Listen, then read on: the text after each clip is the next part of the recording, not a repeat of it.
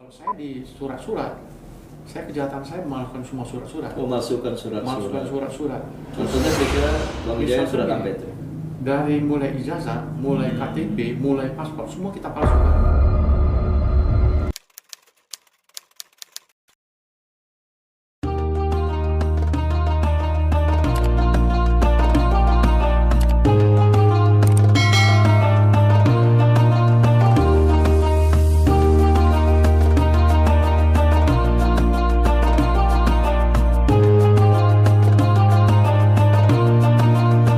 Assalamualaikum warahmatullahi wabarakatuh. Waalaikumsalam warahmatullahi wabarakatuh. Alhamdulillahirabbil alamin. Wassalatu wassalamu ala asrofil anbiya'i wal mursalin wa ala alihi wa sahbihi ajma'in. Rabbi a'udzubika min hamazati syayatin wa a'udzubika rabbi ayyahdurun. Alhamdulillah, malam hari ini malam yang ke-19 Ramadan, kita kembali hadir di studio dakwah Majelis Ulama Indonesia Kota Tebing Tinggi. Hadir bersama kita malam hari ini Bapak Ahmad Mulia Ciptawijaya, atau dulu yang nama budanya adalah Tan Kim Lee. Alhamdulillah telah hadir. Assalamualaikum Bang Wijaya. Waalaikumsalam warahmatullahi Jadi Bang Wijaya ini merupakan dulunya mu'alaf ya, yang saat ini sudah banyak melakukan kajian-kajian agama Islam, dan malam hari ini akan bercerita kepada kita bagaimana dulunya Bang Wijaya ini bisa mau dari yang Buddha mau memeluk agama Islam. Nah, mungkin kepada kami Bang Wijaya bisa diceritakan awalnya dulu di mana, kemudian kenapa tertarik kepada Islam ini. Bisa ceritakan kepada kami. Assalamualaikum warahmatullahi wabarakatuh. Waalaikumsalam. Saya dunianya saya memang dunia hitam. Saya berkecimpung dari muda saya, mulai dari 17 tahun di Jakarta. Saya selalu berkecimpung dunia hitam. Dunia hitam ini maksudnya? Artinya dunia hitam. Saya sampai pertama kali saya ke Jakarta, saya sudah bergerak 303 perjudian. Oh, perjudian. Kebetulan satu abang saya atau Medan, dia penguasa seluruh Jakarta untuk 303. Saya masuk Jakarta tahun 84 ya. Saya sampai Jakarta kira-kira di 303 sampai tahun 99. Saya sampai tahun 99 masih punya saya. Setelah saya tidak dijudi, abang saya pun sudah tidak dijudi lagi. Dia sudah mulai dekat diri dengan Islam, belajar dengan Pak Jamin. Saya pun tidak ikut lagi, saya malah di surat. Tapi sudah masuk Islam apa belum waktu itu? Belum. Bang Medan itu. Pada saat itu belum masuk ya? Islam. Dia masuk Islam kurang lebih 92 dia masuk Islam, tapi dia belum tahu apa sama sekali. Islam karena KTP juga, ya kan, karena ingin kawin juga. Iya. Ya kan? Dia Islam kurang lebih tahun 92, dia belajar dulu sama Amir Wiki di Cipinang, ya kan? Dia keluar setelah dia di judi, dia mulai mau tinggalkan judi. Kalau nggak salah pada saat tahun 99 dia tinggal di judi, ketemulah sama Pak Zainuddin dia. Dia undang Pak Zainuddin untuk kitanan anaknya dia di Aula Mangga 2, kan? Semua artis ibu kota banyak diundang kan, tapi waktu itu diundang, tak mau dia diundang Pak Zainuddin, karena orang ustaz ini kalau diundang untuk dakwah dia tanya backgroundnya apa, kerjanya apa, usahanya apa, judi, takut Pak ustaz itu nggak mau. Dia datangin karena anggota yang pergi diundang kan, tak mau, dia datang sendiri sama anggotanya, langsung diculik dari rumah. Pak Zainuddin ya? Iya, langsung diculik dari rumahnya. Dibicarakan di mobil itu kan, dia cerita banyak apa segala macam, baru maklum kan, dia ingin belajar, ingin masuk Islam. Apakah saya tak salah saya masuk Islam? Ya kan, belajar. Kalau saya memang di dunia sedikit, kalau dia kan di pidananya betul, di kejahatan ini yang betul kan. Kalau saya di surat-surat, saya kejahatan saya melakukan semua surat-surat. Oh, masukkan surat-surat. Masukkan surat-surat. Contohnya kira-kira Bang Wijaya surat apa itu? dari mulai ijazah, mulai KTP, mulai paspor, semua kita palsukan. Kita palsukan. Tapi dia punya ini apanya? Apa kita bilang aslinya itu, bukunya, itu semua dari pemerintah, orang pemerintah. Berarti kerjasama. Kita beli aspal gitu ya? Ya, kita beli. Aspal. Cuman dokumennya semua, dokumen asli, semua datanya kita palsukan semua. Bang Wijaya kan kalau kita dengar cerita satu keluarga kan cukup besar ya, berapa jumlahnya? Ada 16. 16 keluarga, 7 laki-laki, 1 meninggal, tinggal 6. Ini bagaimana proses masuk Islamnya Bang Wijaya ini? Apakah sekali serentak semua masuk Islam atau berapa yang nggak Islam, berapa yang Islam? Oh tidak, yang Islam itu kebetulan ada 4. Bang Anton itu yang nomor 2. Terus abang saya juga orang 303, orang paling ditakuti di Riau, ya kan? Orang nomor 2 di Riau. Dan Orang dia nomor sudah- 2 judi lah ya? judi. Jadi di tempat hiburan malam, perjudian, narkoba, semua. Iya. Nah, orang paling takutin di nomor 2 di Riau tuh. Sampai terakhir saya ketemu sama dia kurang lebih berapa? Kurang lebih setahun yang lalu ya. Dia masuk Islam dan dia sudah mulai belajar. Pertama kali saya peluk saudara saya, itulah dia. Saya peluk, saya nangis. Betul, karena saya merasa seiman dan seakidah saya sudah. Ya kan? Saya ketemu sama dia, saya sudah Islam. Saya Islam ini begini. Saya selama ini semua dunia saya sudah cicipin semua. Judi, mabuk, perempuan, semua saya sudah alami semua. Obat-obatan. Obat-obatan, bahkan obat-obatan saya cetak sendiri sudah. Kita produksi sendiri. Pikirkan yang lain. Jadi masuk Islam itu gara-gara apa kira-kira tuh tertariknya itu? Saya pada saat itu, saya kebetulan jalan-jalan ke pesantrennya Pak Kiai, ya kan? Saya sering ke sana karena anak-anaknya Pak Anton sekolah di tempatnya dia kan. Oh, jadi nengok kemana anak gitu ya? Kemanaan di Islam kan sama Pak Kiai, bahkan ada sertifikat dari pesantrennya dia kan. Iya. Udah saya masuk, cuman saya tak dibimbing. Mulai tadi kan masuk Islam nih tahun 2005 kalau nggak silap. Iya. Berapa tahun tuh masa mau baru kita taat lah? Kurang lebih 7 tahun. Wah, panjang ya. Setelah itu saya baru mulai, setelah pulang ke tebing saya baru mulai. Berarti di tebing ini pulang baru mulai belajar agama. Mulai belajar. Boleh tahu Bang Wijaya itu istri waktu masuk Islam masih lajang ya? Atau sudah berumah tangga? Oh, saya udah berumah tangga. Jadi masuk Islam itu sama Sudah dengan berumah tangga. istri? Tidak, saya belum lagi. Saya waktu gini, Jakarta ini kan kalau pada saat itu saya sudah menikah sama dia, ya kan? Tapi saya belum masuk Islam. Iya. Ya kan, karena surat kan bisa kita palsukan semua. Oh, iya, memang iya, kerjaannya ya? Iya, itu dia karena kerjaan kita. Iya, gampang ya. Ya kan, gampang kita palsukan. Jadi Bang Wijaya kan sudah mulai belajar agama waktu itu. Bagaimana Bang Wijaya memberi pelajaran juga kepada istri, kepada anak, keluarga lah. Itu bagaimana konsepnya? Saya sekarang alhamdulillah. Sekarang saya mau bicara sama Allah, saya bicara sama siapa saja sekarang. Allah telah kasih saya surga dunia. Alhamdulillah. Kenapa saya berani mengatakan itu? Iya kan? Saya berapa hari yang lalu saya pun ngomong sama Pak Haji jam-jam. Ya kan? Pak Haji, aku apakah termasuk orang yang sombong? Ya kan? Aku sekarang tak banyak minta pada Allah. Di dalam bulan puasa ini, orang usah banyak minta sama Allah. Kemana aku minta sama Allah? Allah telah kasih aku semuanya. Yang sekarang aku lakukan, aman syukurin saja sudah. Ini yang aku pelajari sekarang, aku syukurin, ikhlas semua, nggak perlu ikhlas semua, syukurin aja sudah. Kenapa aku tak bilang aku berani mengatakan aku dapat surga dunia? Istriku bagus, sholatnya bagus, anakku bagus, rezekiku bagus, belajarku tentang pemahaman Islamku semakin lama semakin baik, kelakuanku semakin baik. Jadi kembali tadi kepada anak, kepada istri langsung Bang Wijaya ngasih pelajaran atau disekolahkan atau gimana? Nah sekarang gini anak-anak saya, kalau istri saya selalu dia ngomong karena saya belajar, kalau istri saya kan karena dari kecil sudah Islam, dia tahulah dasar-dasar Islam, ya kan. Jadi kalau istri saya nggak perlu ini, cuman saya arahkan sebagai imam, saya mengarahkannya, ya kan.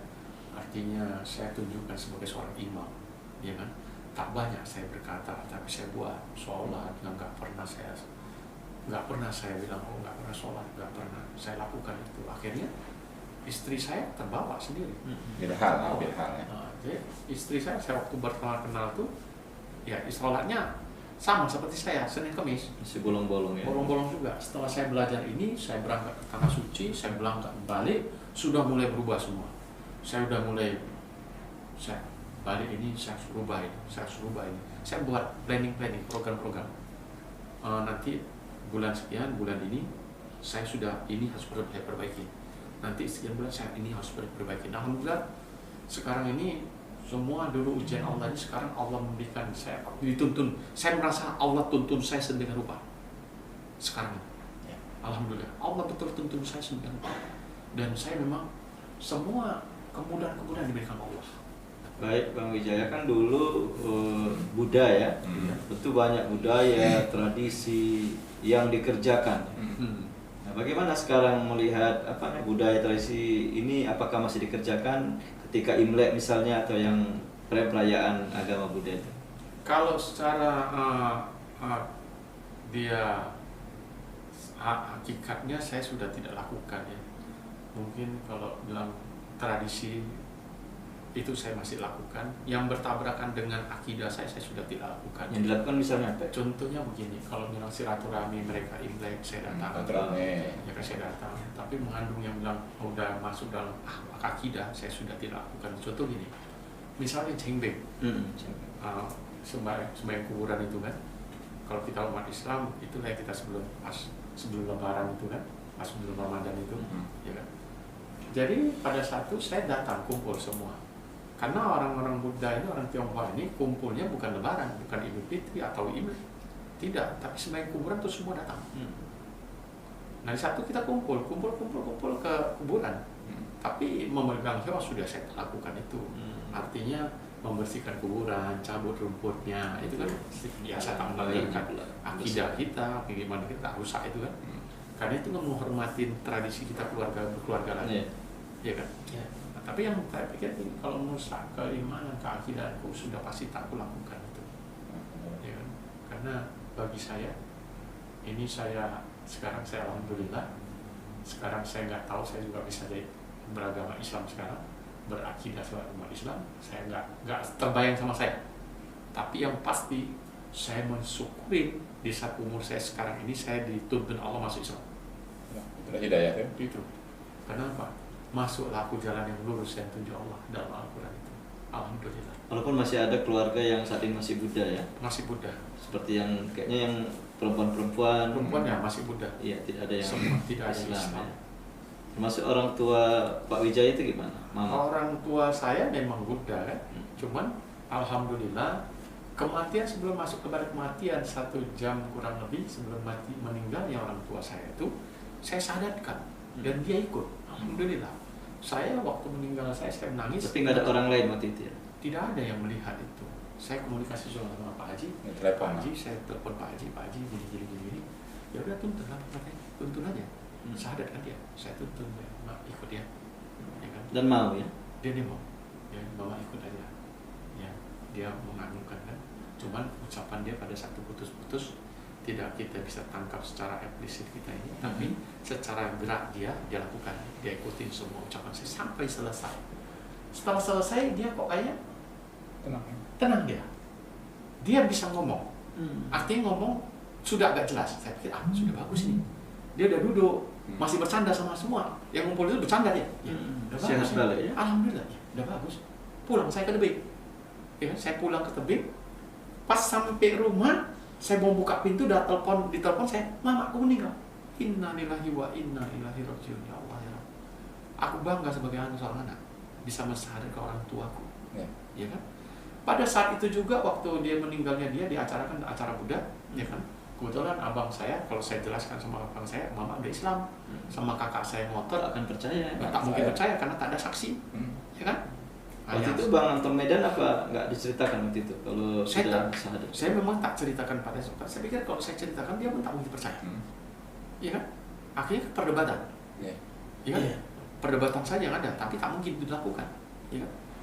Saya pada satu kebetulan di Angsapura di Medan, ya kan? Di apa kan? Di letakkan sana. Saya pegang hiu pada satu terakhir, saya bicara. saya nawaitunya, saya bilang, ya Allah, ini sebagai penghormatan kepada orang tuaku, tapi saya tidak masuk dalam pemahaman akidahnya. Saya mohon testimonikan tauhidnya saya di sini. Tradisi aja lah. Tradisi saja, saya menghormati, saya bicara sama mak saya, mak ini terakhir kali aku berbagi, ya, untuk menghormati mama sebagai orang tuaku. Ya, setelah ini saya tidak akan pegang dia lagi. Ya, saya sembahyang aku, ya, jujur sudah. Setelah itu saya stop, tidak ada saya bersentuhan dengan yang namanya ini. Bahkan sekarang ini saya pikir saya kalau ke rumah-rumah orang keluarga saya yang muda, saya pun tak berani makan. Dan mereka paham itu. Tapi hubungan keluarga masih baik. Bagus ya. Bagus. Karena memang dalam Islam pun tak boleh kita. Iya. Itu, ya kan. Kalau dalam Islam juga tak boleh. Saya tetap jaga silaturahmi itu saya. Ya kan. Karena suami juga mohon maaf dari orang tua yang sama. Ya kan. Dan sampai sekarang pun saya kalau sholat selesai saya selalu doain, khusus sholat isya. Saya selalu doain orang tua saya. Lagi sudah kita yakin, sudah kita sadarkan ya. Jadi intinya setelah masuk Islam yang tadinya Buddha adalah rasa ketenangan, adalah Alhamdulillah, rasa keyakinan makin dalam berislam. Alhamdulillah, itu yang saya bilang tadi, saya sudah dapat surga dunia. Saya mohon ampun kalau berada di saya tidak ada niat sombong, ya, tidak niat ria, tapi alhamdulillah, ya Allah, sekarang tuh saya tenang sekali hidup saya. Betul-betul saya dapat surga dunia saya. Betul-betul saya dapat, saya sekarang yang saya kejar adalah memperdalam dan beribadah saja. Itu yang saya kejar. Jadi dunia ini saya jadikan sebagai pelengkap saja. Jadi sekarang hidupnya saya sudah beribadah sudah tak ada lagi. Karena sesungguhnya inilah yang terbaik selama saya pahami agama ini yang terbaik. Semua agama baik, tapi Islam yang terbaik. Islam yang terbaik. Karena jelas, la ilaha illallah Muhammad Rasulullah. Ya, Allah jelas dan Rasulullah fungsinya jelas. Dua yang ini terpisah. Kita tetap sujud pada Allah, tapi kita tetap membutuhkan Rasulullah. Kenapa? Dia mengajarkan semua ini. Ya, kita mau ikut dia. Baik, intinya setelah mendalami Islam, batin tenang, hidup pun tenang, dunia ini tidak tujuan tapi hanya tempat persinggahan. Dan tujuan akhir adalah akhirat untuk mendapatkan ridha Allah Subhanahu wa taala. Ya. Dari Ustaz Jupri ada yang kita tambahkan, Wakil Ketua Umum MUI Tebing Tinggi. Ya, saya rasa dengan yang disampaikan Bang Wijaya tadi, proses-proses orang mendapatkan hidayah ini kan memang bermacam-macam. Dan saya kan udah sering jumpa sama Bang Jaya ini, tapi cerita seperti ini baru kali ini ya. Saya tahu kehidupan dunia hitam dilakukan semua, tapi melalui belajar dengan Bang Zamri, alhamdulillah 1 tahun 2 bulan bisa merubah segalanya. Bahkan dari judi, minuman keras dan segala macam, bahkan tidak merokok. Saya rasa ini inspirasi bagi kita semua. Orang kan bilang payah itu berhentikan ini, banyak alasan kan, ternyata bisa. Bang Wijaya dengan yang dulu bukan orang Islam dan dapat Islam setelah dewasa, ternyata bisa. Ini mudah-mudahan nanti Bang Wijaya bisa jadi inspirasi lah bagi semuanya para pendengar dan menikmati MUI channel ini. Mudah-mudahan Bang Wijaya juga tetap istiqomah, dan kami pun kadang-kadang merasa malu juga nih kalau Bang Wijaya bisa lebih kokoh memegang Islam dan menganggap dunia ini sebagai pelengkap. Mudah-mudahan kita semua berdoa kepada Allah melalui dialog kita ini mendapat inspirasi kita semua dan kita bisa istiqomah di jalan Allah. Kalau saya satu, silakan. Saya berpijak pada Rasulullah. Ya, itu saya bilang deh. Kalau tidak salah dia berkata gitu. Walau kau berikan matahari di tangan kananku, kau berikan bulan di tangan kiriku, tidak akan kukorbankan iman dan akidahku. Aku berprinsip seperti itu sudah. Saya berprinsip. Ya, tidak akan goyah apapun. Ya. Baik, ini sebuah pengakuan yang cukup dalam ya. Prinsip ya. Prinsip ya. Istiqomahan. Terakhir dari Ustadz Haji Khozabri Amar dari Komisi Dakwah MUI. Alhamdulillah. Jadi banyak fenomena-fenomena orang-orang yang berusaha mencari hidayah Allah itu. ada dengan cara belajar secara formal, ada dia melalui peristiwa yang menyakitkan, yang menyusahkan, yang jelek sekalipun. Ya ternyata Allah itu ada di mana-mana, ya. Hadir Allah. Makanya Allah memberi hidayah kepada siapa yang dikehendakinya kan. May yahdihillahu fala mudhillalah wa may yudlil fala hadiyalah. Kadang-kadang orang di tempat yang bagus segala semua tak dapat hidayah. Ini sesuatu fenomena yang harus kita cermati juga, gitu kan. Nah, saya juga selama ini mentarbiyah lah, saya katakan, istilahnya mentarbiyah. Kita punya kurikulum. Ini kurikulum artinya kurikulum ini kalau kita kerjakan, dakwahkan, dia akan membentuk. Tapi kalau kita berdakwah tidak punya kurikulum, dia tidak membentuk, dia hanya lepas, gitu kan. Salah satu program komisi dakwah. Saya sebagai komisi dakwah itu seperti yang kemarin, kan kita sudah aplikasi dakwahnya Binhal. Berarti kerja dakwah itu ada hasilnya. Ini loh contohnya. Ya. Ini loh kerja dakwah itu. Ini hasilnya seperti ini. Jadi real, nyata, gitu kan. Nah, ini yang harus juga jadi bahan renungan kita semua, terutama para pendakwah lah, saya katakan. Dai. Para dai, yuk kita susun kurikulum dakwah itu sehingga seperti kuliah, gitu. Baik. Gitu dia. Saya rasa itu yang Baik. Terima kasih. Alhamdulillah dialog dan bincang kita dengan Abang Ahmad Mulia Cipta Wijaya, ya. Yang dulu nama Tionghoanya Tan Kim Lee. Ya. Tentu apa yang kita diskusikan malam hari ini, seperti yang dikatakan Ustadz Jupri tadi, memberikan inspirasi bagi kita dan juga nantinya bagi para pendengar ini. Untuk kami juga berterima kasih kepada Bang Wijaya sudah berkenan hadir di studio dakwah MUI Kota Tebing Tinggi ini. Dan kita semua berdoa, ya, kiranya apa yang kita lakukan ini bagian daripada ibadah yang kita lakukan. Amin. Memberikan dakwah di tengah-tengah umat, dan tentu kita bermohon kepada Allah semua kita kira diberikan keistiqomahan dalam menjalankan agama Islam yang kita cintai ini. Jika demikian, terima kasih atas kehadirannya, dan kita ucapkan wallahu yaqul haq wa huwa yahdis sabil. Assalamualaikum warahmatullahi wabarakatuh. Waalaikumsalam warahmatullahi wabarakatuh.